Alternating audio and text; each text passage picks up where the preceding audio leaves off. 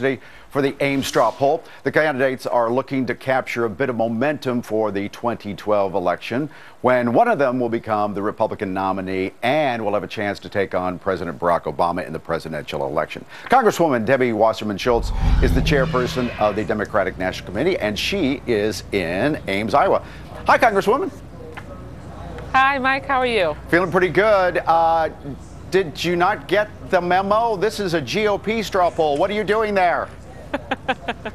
Oh, well, I thought it was important for me to come on over here and make sure that Iowans and Americans across the country understand the difference between the direction that Barack Obama has been taking this country and getting our economy turned around and focusing on job creation and making sure that we can bring everyone together to compromise to get long-term deficit problems solved. And the Republicans who are busy outright winging each other and spending a lot of time bickering instead of focusing on solving the nation's problems. Okay, now be honest with me. Who do you want to see do well in this straw poll? And vice versa. Well, who are you most Mike, afraid of? I'm always honest with you, and we are going to leave that to the Republicans. They are, like I said, busy trying to outright wing each other, rigidly adhering to the strictures of the Tea Party, evidenced by their all raising their right hand at the debate the other night. And even in the face of a totally reasonable question, would they support 10-to-1 cuts to revenue? All of them rigidly said no, that they wouldn't. And the overwhelming majority of Republicans, Mike, the overwhelming majority of Americans want to see compromise, want us to come together and ask the wealthiest Americans to pay their fair share and balance that with the appropriate amount of cuts. And none of the Republican candidates are willing to do that. And so when you see everybody in kind of lockstep there, everybody raised their hand at the same time. I wonder if they would do that again if we asked them the question today. I don't know about that. We can't go back in time. But well, I don't know. When you mention compromise, you bring up this super committee that we've all got to go through here. These 12 people, 6 Democrats, 6 Republicans. There are a lot of people say, man, this thing is not that good idea. In fact, Thursday night, Newt Gingrich said this about the super committee. I think this super committee is about as dumb an idea as Washington has come up with in my lifetime.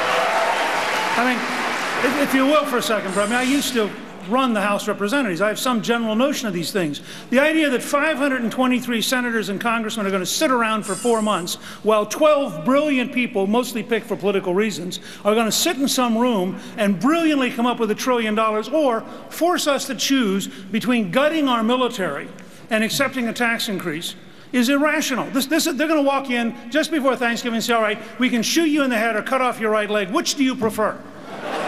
So, Congressman, I think that a lot of people in the country have that same sentiment. Here we go. If the big group can't get it done, we're going to have 12 people staring at each other, and then Thanksgiving is going to come around, and the triggers are just going to go into effect, and they all go home and say, see, I didn't do this. It was the triggers' fault. Well, that would be a cop-out if a member of Congress did that. We've had an opportunity under President Obama's leadership. He pressed with congressional Democrat support to get Republicans to come to the table, sit down, and work out a compromise where we could have hammered this out detail by detail on our own. We need clearly the pressure of a trigger, the threat of across-the-board spending cuts, particularly for Republicans who have been unwilling to do anything but pile all the pain on the middle class and working families, and making sure that they can come out with a balanced plan that the Congress will vote up or down on. Don't you think, we have though, a really that the Tea big Party, problem, and we've got to get it don't solved. you think that the Tea Party has driven this debate, though? They've got us off the schneid. At least we're off that hill we were on where we were stuck. The Tea Party almost drove us off a cliff. We are in a situation where they brought us right to the brink again.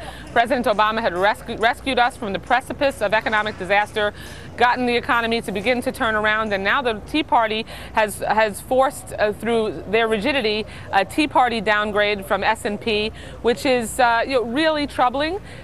When are they going to get the hint that the American people want us to work together? Now, I'm the chair of the Democratic National Committee. Is that why we found this I'm sorry to interrupt you because we're running out of time. We found this DNC memo that was basically calling most of these candidates there at the straw poll just Tea Party flacks. Is that the way you think of them, or are you taking them seriously?